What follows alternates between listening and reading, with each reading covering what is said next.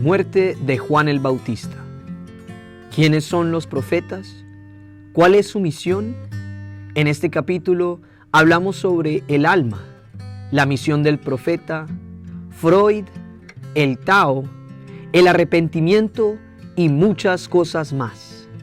Caminemos juntos el camino del Evangelio según San Marcos. Bienvenidos.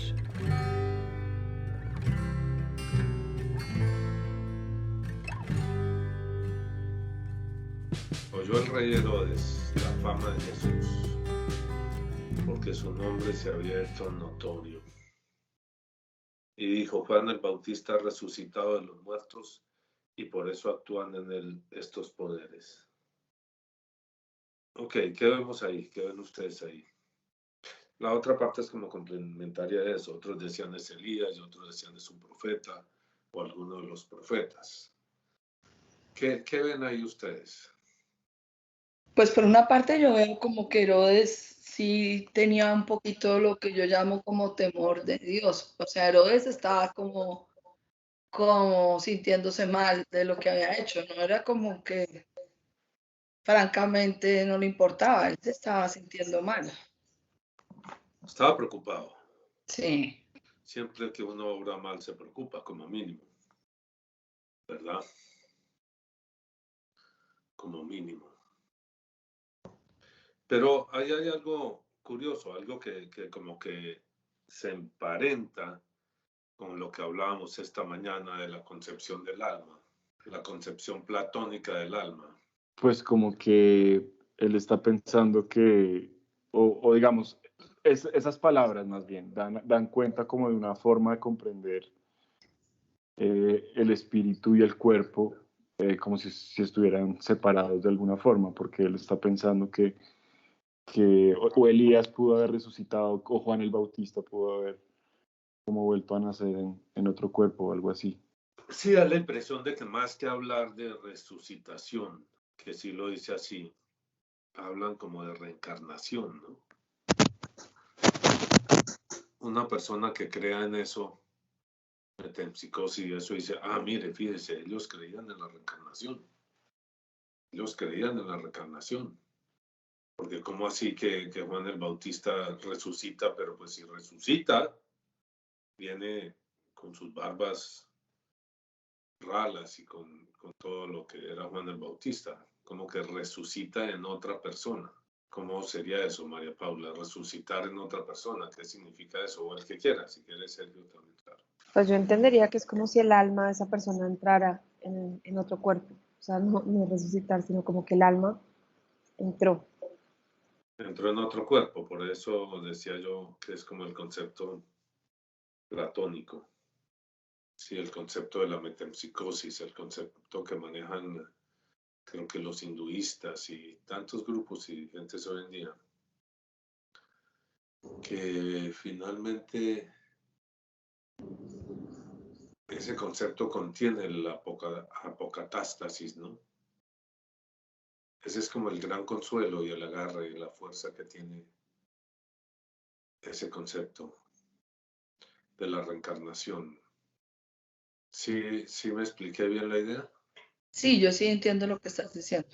Digamos que de esa manera de pensar, como que se puede dividir, separar el alma del cuerpo.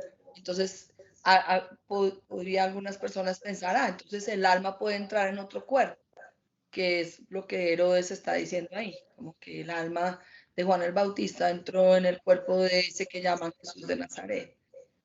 Pero tiene que ver con la manera en que las personas ven ese concepto de alma y cuerpo. Como que al final de todo, todos se van a salvar.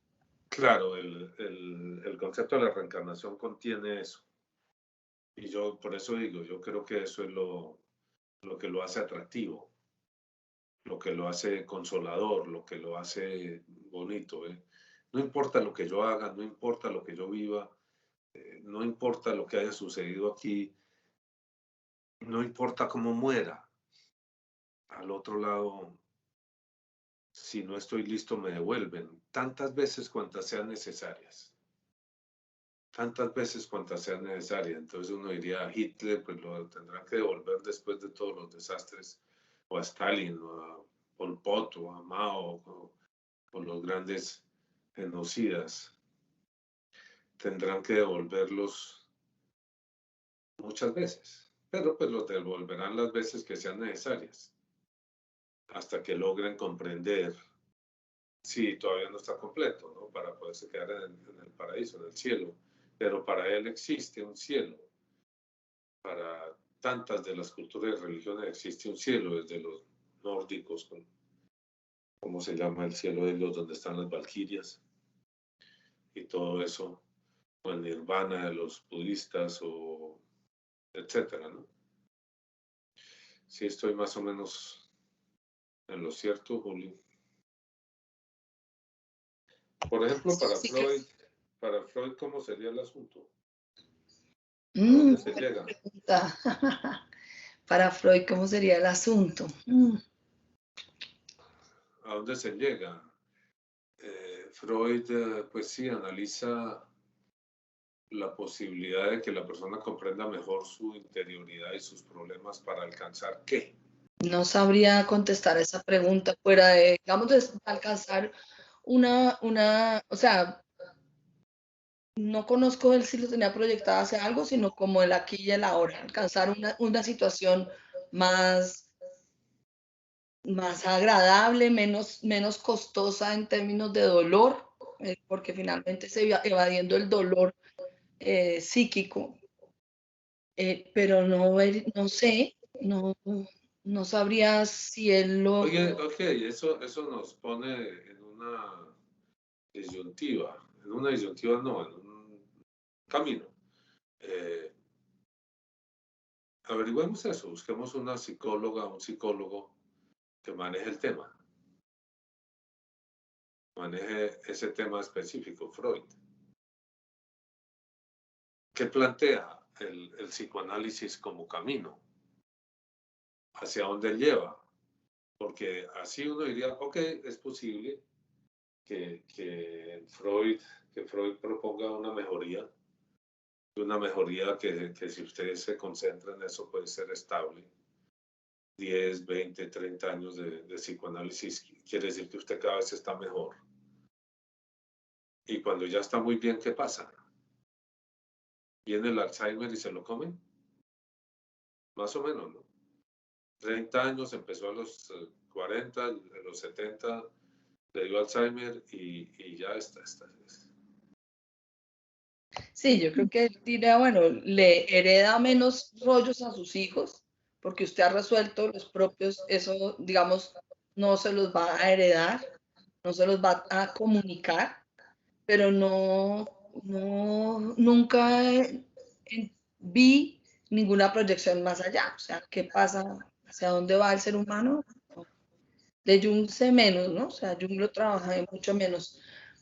Pero yo creo que la visión, Jung sí creo que cree en una trascendencia. Por eso precisamente él vislumbra ese inconsciente colectivo que se comunica además como por fuera, un poco por fuera del tiempo, como que hay un más allá que se comunica. Y bueno, que interesante, porque uno lee, estudia y, ok, esto y esto y esto, pero quedan esos espacios como espacios vacíos que uno nunca llena, ¿no? Oiga, tanta influencia, tanta poder que ha tenido Freud en el siglo XX especialmente, y yo creo que en el XXI también. Y hay unas preguntas fundamentales como que o no las responde o no las conocemos, ¿no? Como esa, ¿no? ¿Qué pasa con quien logra progresar lo suficiente? Yo estuve en psicoanálisis tal vez algunas veces y más o menos uno le preguntaba eso al médico, sobre todo porque mi papá era el que pagaba y eso era caro y la plata no abundaba. Entonces me dijo, vaya, pregúntele que cuánto dura eso. Sí, que pues son 6 meses. ¿Cuánto considera él que pueden ser? 2 meses, un mes, y usted ya puede reintegrarse a la normalidad. o cuánto tiempo es, si uno le preguntaba y el tipo nunca contestaba, ¿no? No, esto es un proceso, ¿no? Esto es un proceso y uno empieza a entender, pues esto es un proceso del cual uno no va a salir. De toda la vida, sí. Toda la vida, el terapeuta nunca le va a decir, listo, chino, ya puedes ir a tu vida. Le va a decir quizás, hombre, si está en sesiones diarias, llega un momento en que no necesita sesiones diarias, necesita 3. Y si se aplica en la tarea, sobre todo de ser funcional y no angustiarse, y de todas esas cosas, no meterse en líos, pues se lo bajan a uno, pero pues creo que menos de uno semanal sin ni de vainas.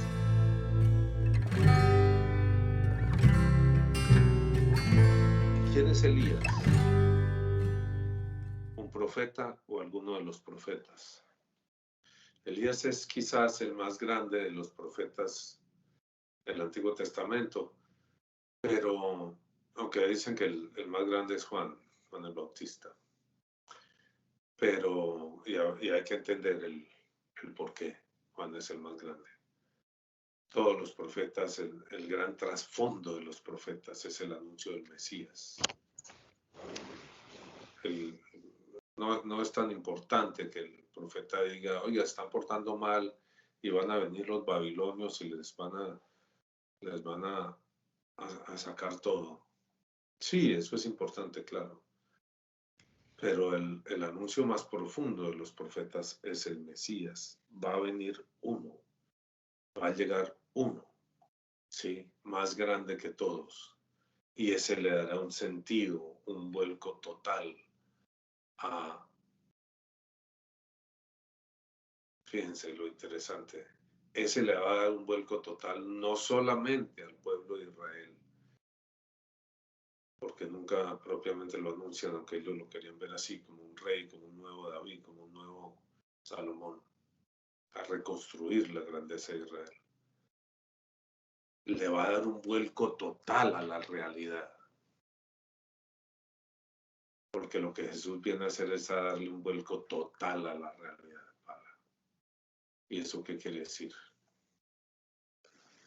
Pues diría que empezando sí, con lo que se pensaba que era bueno, que era, él lo cambia todo, cambia la visión de que es un rey, es el poderoso, es el que va adelante, es el que tiene como todo para él. Y Jesús es todo lo contrario, ¿no? Es el último, es el que se entrega por los demás, es el que da la vida por el otro. O sea, desde ahí ya se cambia todo el concepto de lo que la gente tenía pensado. Y pues después es abrir o levantar el velo, que es lo que empezamos a ver, ¿no? De lo que realmente está pasando y por qué la gente, pues por qué este mundo está yendo hacia el lado que no es. Da un vuelco total a la realidad. ¿Qué querría decir eso, Sergio? Bueno, pues sí, en mi opinión sería más como la comprensión de la realidad, porque la realidad, si la realidad es la realidad no se puede manipular, digamos, es una. Es la comprensión que había hasta el momento en el momento en el que llega Jesús, les muestra como, venga, es otra cosa. La realidad es algo distinto a lo que ustedes creen que es la realidad. A eso me refiero, ¿sí? Al decir que le da un vuelco a la realidad. Cierto, la realidad no se puede cambiar a gusto de nadie. Lo que se cambia es la concepción que tienen las personas de la realidad, que está un poco ahí implícita en estas palabras, en lo de Elías, es un profeta o alguno de los profetas. Ahora, es un profeta, ¿y cuál es la función fundamental del profeta? La misión fundamental del profeta. María Paula. Pues el profeta lo que hace es decir lo que está, como descubrir lo que la gente no está viendo. El profeta lo que hace es revelar, quitar el velo, quitar la oscuridad que cubre la realidad, simplemente revelar. ¿Y cuando la realidad quedó cubierta por un velo? ¿Quién amaneció un día y se tiró el paseo? Porque entonces ya no se sabe qué está pasando, porque le puso un velo a la realidad, ¿sí? como si se pudiera ponerle un velo al sol, entonces hay un tonto que va y pone un velo al sol y se tira a todo el mundo. Pues yo me atrevería a decir que el pecado original es el velo. Es decir, es ahí, con el pecado vino el velo, con el pecado se nos nubló la visión, la posibilidad de ver. Ok, eso es lo que nos describe el Génesis cuando dice que el hombre se escondió. El hombre que vivía cara a cara con Dios a partir del pecado se esconde, se esconde. Y sí, en esa actitud del niño se esconde donde no puede ver a Dios y Sí. piensa que como no puede ver a Dios, Dios no lo ve. Dios no lo ve. Y el Señor le sigue el juego, ¿no? ¿Y usted dónde está? ¿Usted dónde está que se escondió? ¿Dónde está que no lo veo? Claro, de ahí vienen una cantidad por eso decía el otro, de que el problema de la escritura es una cuestión de lenguaje, En ese caso está usando un lenguaje casi infantil, se entiende mejor con ese gesto del niño, que se tapa los ojos y cree que no lo ven.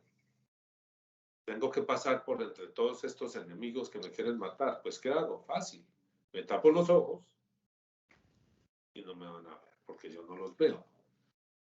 Es una actitud infantil, es una actitud. Y esa es la actitud de todas las personas, de todos nosotros. Dios no me ve, entonces hago. Nadie me está viendo. Y resulta que está más o menos en pantalla gigante como en el de Truman Show. Nadie ve lo que estoy haciendo, este tipo jugando ahí en el espejo y no sé qué, y eso estaba por todo el mundo en pantalla gigante. Ni hablar de los otros problemas que debe haber tenido, como harían, apagaban ahí o lo sacaban en pantalla gigante. El muchacho. No nos metamos en esas honduras.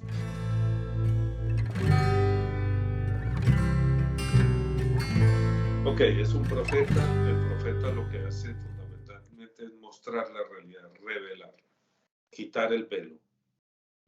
¿Y por qué y en qué sentido Jesús viene a ser el profeta de los profetas? El profeta es Jesús. El profeta. ¿Por qué? Porque Él es la verdad personificada, o sea, Él es como la máxima expresión de la revelación, del levantar el velo. Él es. Porque lo que hay más allá del velo es Él.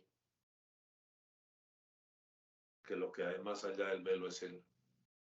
Y es en Él y a través de Él que encontramos la realidad del universo.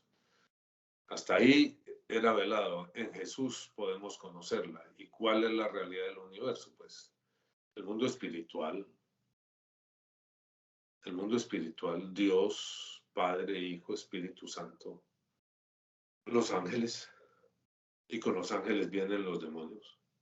La corte de Dios, digamos. Los ángeles y los santos. María, todo el universo. Que a nosotros quizás nos parezca como pequeño, como limitado al no comprender la inmensidad de Dios, al no comprender lo que está contenido en el nombre de Jesús. El nombre de Jesús no es como, ok, Rodrigo, Ernesto, Luis. Quizás el nombre de Jesús lo que quiere decir es el sin nombre, porque sucede lo mismo. Al decir Jesús creemos que ya lo tenemos atrapado. Jesús quiere decir Salvador, el que salva. Jesús es la salvación. Jesús es la verdad. Jesús es el camino. Es difícil como tratar de mirarlo al revés, ¿no?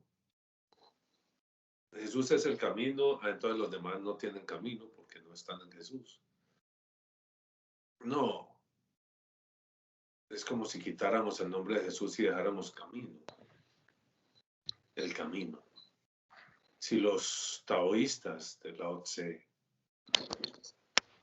realmente han encontrado el camino, quiere decir que han encontrado a Jesús. Y el Tao no es otra cosa que Jesús. Sería, no sé, no he estudiado el Tao lo suficiente para saberlo, ¿no? Pero Tao quiere decir camino, entonces Tao quiere decir Jesús. No es otro nombre que le den a Jesús, porque no es que Jesús en cada esquina le manda un nombre. Es quién es Jesús. Jesús es el camino, Jesús es el Tao. El Tao que se hace hombre para que los hombres puedan seguir el Tao, el camino. En ese sentido, yo puedo entender un poquito las actitudes del Papa Francisco, ¿no? De buscar en todas esas cosas lo que hay de común, las semillas del verbo que llaman quizás, ¿no? El hecho de que este Lao Tse haya descubierto que hay un camino, o quizás no es que haya un camino, sino que hay el camino. Hay el camino. Lo demás son trochas que pueden ir a un sitio o a otro, pero hay el camino. Hay un camino que sí conduce allá, porque ese es camino. Lo demás no es camino porque no puede haber dos caminos. Lo mismo que es verdad, pero no una verdad, es la verdad. Eso es lo que revela Jesús. Eso es lo que nos muestra. Y creo que esa es la idea con levantando el velo. Levantar el velo sobre la oscuridad que nos rodea.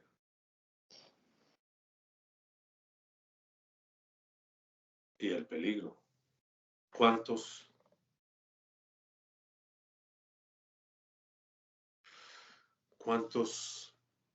de los que dicen seguir a Jesús mienten? ¿Cómo se puede ser verdad y mentira al tiempo?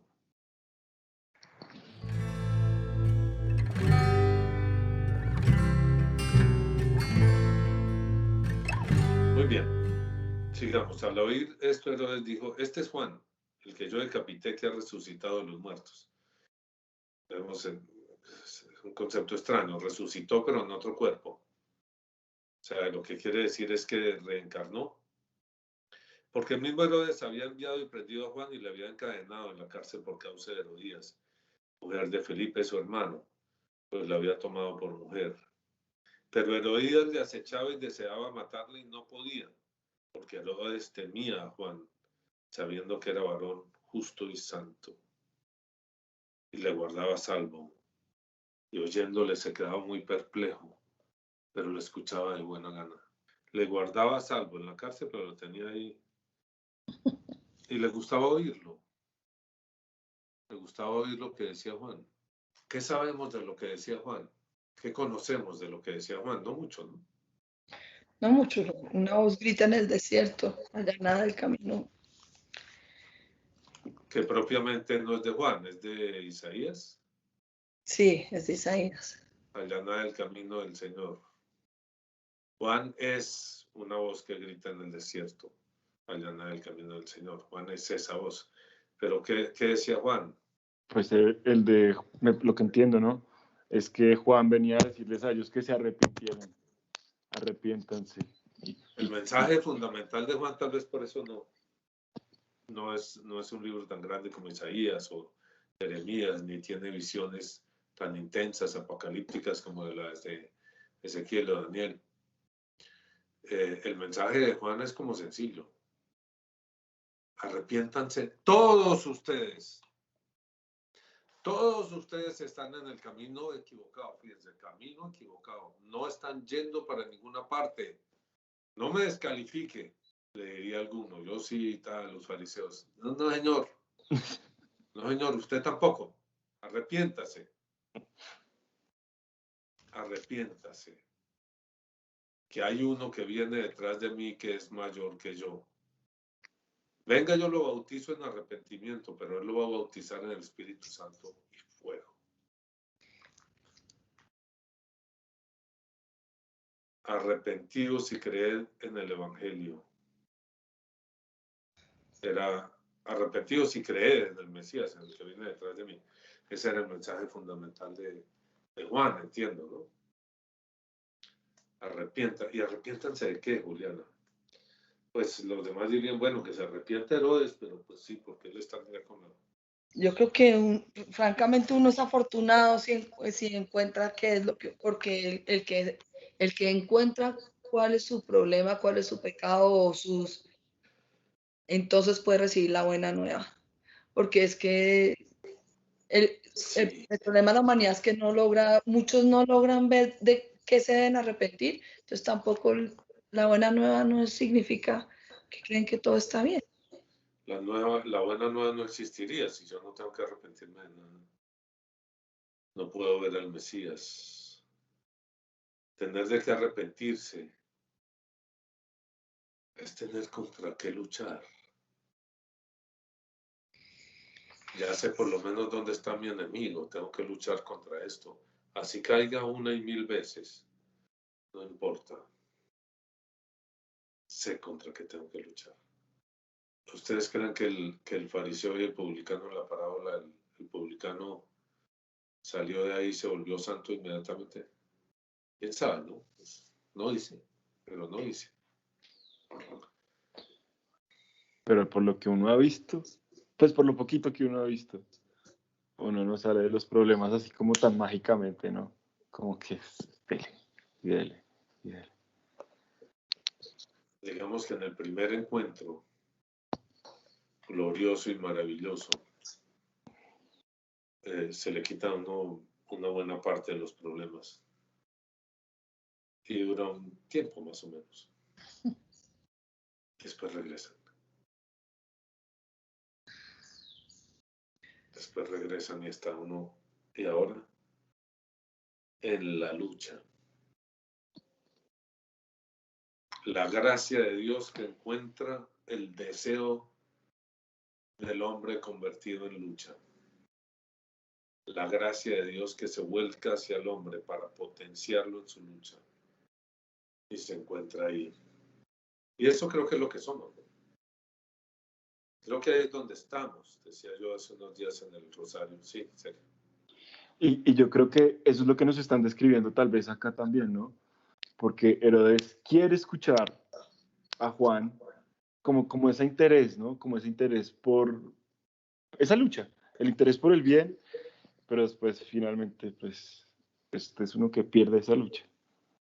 Y lo pierde por, ¿sí ven? Yo les he dicho, las mujeres son la perdición de los hombres. Lo pierde por una mujer. Juliana dice que no, que son los hombres la perdición de las mujeres. Total. Ay, debían haberse inventado, el Señor debe haberse inventado quizás una forma de reproducción menos, Menos enredada. menos enredada. Quizás, quizás.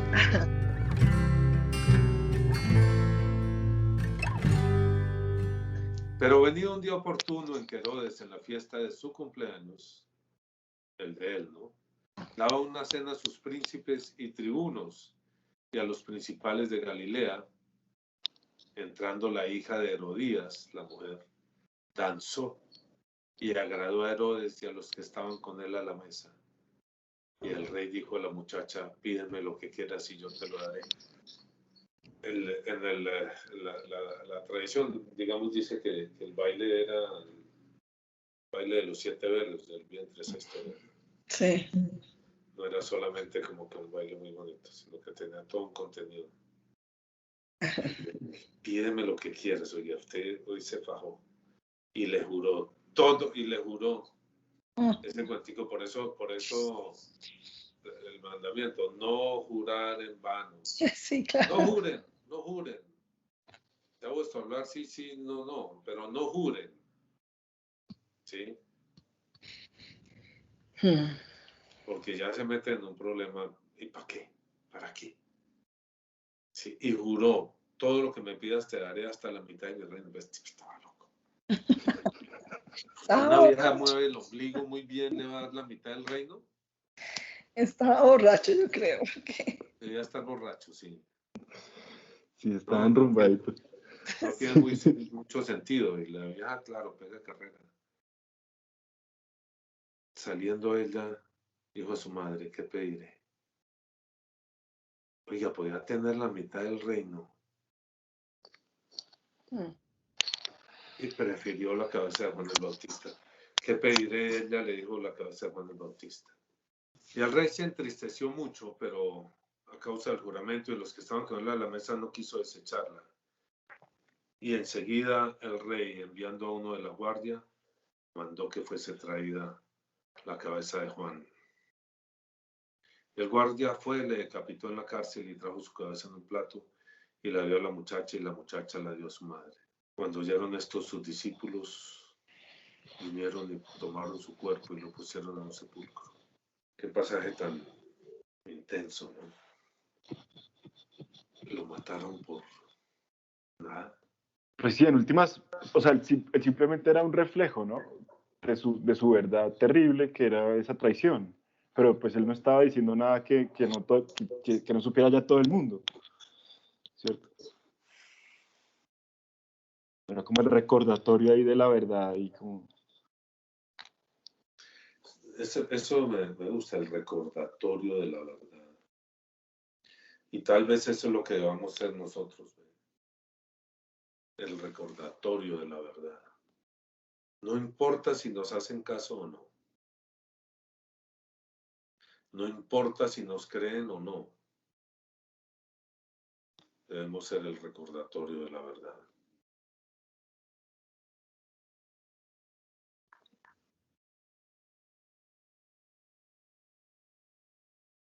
Quizás ese es un aspecto fundamental de lo que somos y debemos ser el recordatorio de la verdad. Digamos que lo complejo es que, pues, Juan era varón justo y santo. Nosotros somos un poquito más complicados. Sí, pues eso que dice Sergio, el recordatorio de la verdad, sí, pues sí creo que estamos llamados a eso. Y a veces uno dice, pero ¿por qué uno incomoda? Si uno no ha hecho nada, no ha hecho nada. Es solo eso, es como la presencia es No incómoda. incomoda, sí. ¿Por qué? Por lo que dice, no porque aunque no diga incomoda. ¿Arrepentidos de qué? Eso como que me regresa al... ¿Arrepentidos de qué? De arrepiéntase de que pues, paga malos sueldos o no sé. ¿Arrepentidos de qué? Pues digamos que para mí es muy, muy fuerte ese Herodes que como que uno ve que escucha con gusto lo que Juan dice y todo, pero no es capaz de ser leal. O sea, pone por encima que, no, pues, ¿qué van a decir de mí si prometo el reino y no le doy la cabeza a este tipo, esta vieja? O sea, ¿qué van a pensar de mí? Que pone por encima su orgullo torpe, pienso yo, aún lo que él alcanza a ver que Juan representa. Yo creo que uno pues, muchas veces cae en cosas así, con mucha facilidad. Uno,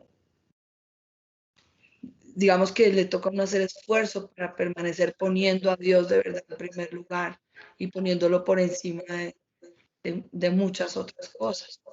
Y eso que uno se ha dedicado a eso. Entonces la gente eso ni lo concibe. Que uno, por ejemplo, que uno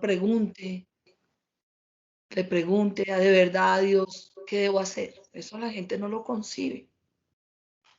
La gente piensa, pues uno toma sus decisiones, ¿no? No sé, eso me hacía pensar a mí, pues convertirse es cambiar todo, como uno funciona, como uno piensa, como uno toma las decisiones, como uno escoge. Es, Por eso decía que cambia la realidad. Jesucristo viene a impactar de tal manera que cambia toda la realidad del hombre. Y lo lleva a una dimensión de reflexión y de búsqueda mucho más profunda. Esto que estoy haciendo, que pues, en los ojos de todo el mundo es bueno o es malo. Todo en la vida se cuestionaría, ¿no? O se debe cuestionar cuando uno se encuentra con el Señor, que la idea es encontrarse con el Señor más o menos todos los días, ¿cierto? sí. Entonces todos los días le toca a uno cuestionarlo todo. ¿Dónde estoy viviendo? ¿Para qué estoy viviendo? ¿Qué estoy haciendo? ¿Con quién estoy viviendo? ¿A qué dedico mis esfuerzos? Tendría que cuestionarlo todo. te gustó el video, dale like, suscríbete y no se te olvide tocar la campanita para no perderte ninguno de nuestros próximos videos. ¡Chao!